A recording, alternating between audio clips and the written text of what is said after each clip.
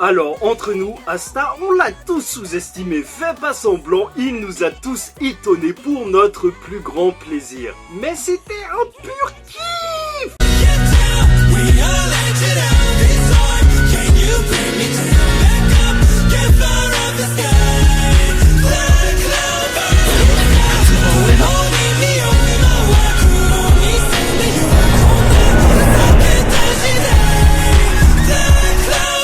Mesdames et messieurs, ici Chach pour la review du scan 269, je crois, de Black Clover. Au pire, c'est pas grave. Bon, entre nous, on l'a vraiment sous-estimé. Mais ce chapitre s'est concentré sur la confrontation entre Asta et son démon. Et quel plaisir d'enfin voir cette confrontation.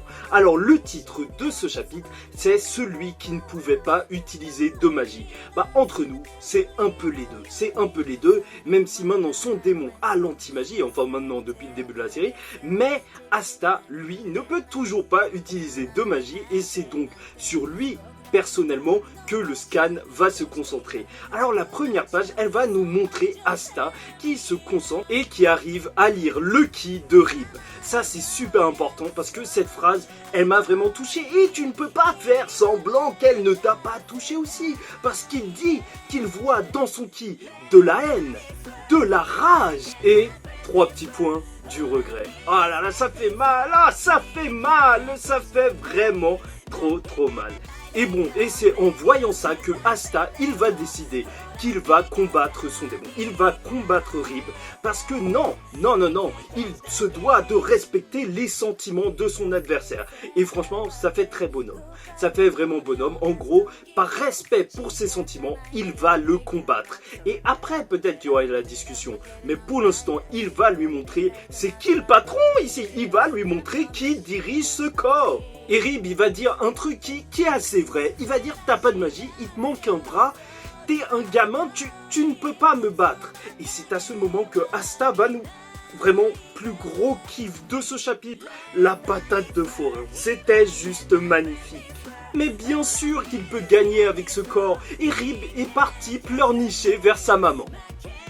Bon, j'avoue, là, c'était un peu trop. Mais je voulais juste m'arrêter sur cette page parce que le dynamisme, il est tellement bien retranscrit.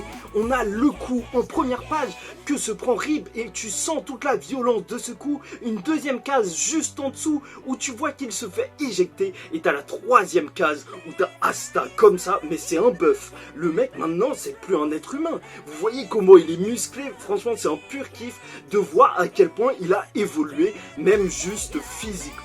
Et là, t'as la réaction de Nasht. Nasht qui va nous expliquer que l'essence de l'anti-magie, bien évidemment, c'est d'affaiblir la magie, d'attaquer la magie. Donc, en soi, dans ce combat, exceptionnellement, Rib, il n'a pas d'avantage. Et c'est vrai que là, c'est un combat vraiment particulier. Je pense que tous les autres qui ont du mana, tous les gens normaux, ils regarderaient ce combat, ils se diraient, mais what the fuck, qu'est-ce que c'est que ce combat où ça se lâche des patates de forain? Non, d'habitude, normalement, c'est des mecs qui se lancent des sorts de feu, des sorts de glace. Non, là, c'est des mecs qui vont juste se battre avec des épées qui volent et des patates de forain. Et donc, malgré ce qu'on aurait pu penser depuis le début, comme quoi Rib, il a de la magie et ça va faire la différence, bah non, Asta n'est vraiment pas désavantagé et franchement, juste un petit truc, j'étais un peu déçu de ne pas avoir vu la réaction de Nasht par rapport à toute l'histoire, ou au moins, parce que l'histoire c'était dans la tête de Rib, au moins sa réaction face au fait que Rib, lui, veuille aussi battre les démons. Ça, franchement, ça me manque, mais j'espère qu'on aura ça plus tard, après le combat, avec les conversations qui vont arriver après, parce que normalement, il devrait parler quand même. Et à ce moment-là, Rib, il va appeler toutes les autres épées du grimoire. Et c'est vraiment super classe. La page avec Rib et les 3 épées derrière lui, mais quelle classe. C'est vrai que son style de combat, par contre, ça marche super bien. C'est super cool de voir que c'est vraiment différent d'Asta. Lui, il contrôle les épées j'ai pas réussi à le dire, par télékinésie. Et pour le coup, ça nous donne vraiment 2 styles de combat vraiment bien différents. Et il va dire à Asta, parce que Asta va réussir à retenir le katana. On sait, c'est symbolique. C'est très fort de le voir retenir le katana. Et en même temps, il n'avait qu'un bras. Ça aurait été difficile de tenir la Demon Slayer Sword, cette épée énorme, juste avec un bras. Même si Asta est tellement stock qu'il aurait pu le faire. Mais le katana, c'est vrai que c'est une épée qui lui convient parfaitement à une main.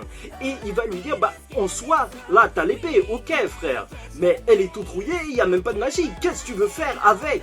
Et tu vois qu'il est quand même un peu matrixé par toute cette histoire avec les démons. Parce qu'il va lui dire, bah ouais, tu peux pas l'utiliser, tu battrais même pas un démon de haut rang. Comme ça, il est vraiment complètement... les démons, là, il veut vraiment les tuer. Il va le dire, il y a des démons qui peuvent se téléporter, qui peuvent détruire l'acier. Et Asta, il n'a rien. Et il ne pourra pas vraiment combattre les démons. En vrai, en soi, c'est assez triste de voir à quel point il est obsédé par ça. J'en rigole, mais en soi, ça fait vraiment de la peine et c'est pour ça que ça a lancé le flashback juste après. Et tu vois qu'il était dans le grimoire et il était tout seul, mais tout ce qu'il avait pour lui, c'était juste de la haine. De la haine contre les démons qui ne cessaient de se répéter en lui et au bout d'un moment, il a manifesté de l'anti-magie. Et je pense que le mot manifester, c'est vraiment important parce que c'est vraiment bizarre. Personne ne manifeste de magie comme ça, même si au début de Black Clover, on nous dit que Asta aura peut-être de la magie au bout d'un moment quand il obtiendra son grimoire. Bah oui, bah peut-être que sa magie vient du grimoire.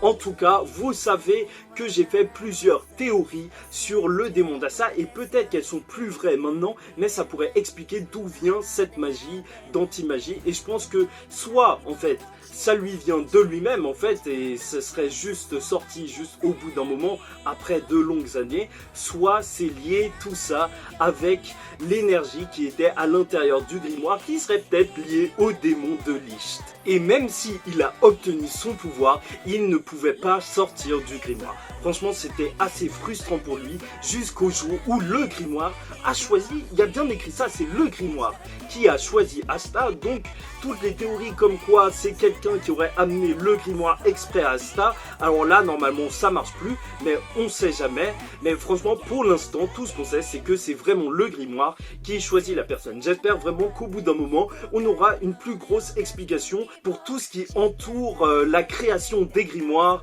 comment ça marche et tout. Et bien sûr, c'était le meilleur choix possible. C'était la seule personne sur qui ça pouvait tomber. Parce que l'anti-magie avec quelqu'un qui avait de la magie, bah peut-être que ça l'aurait juste tué au final. Et donc, Reed s'était promis de posséder ce corps afin de tuer les démons. Il est vraiment obsédé par ça. Je suis désolé d'encore une fois le répéter, mais c'est central pour comprendre le personnage.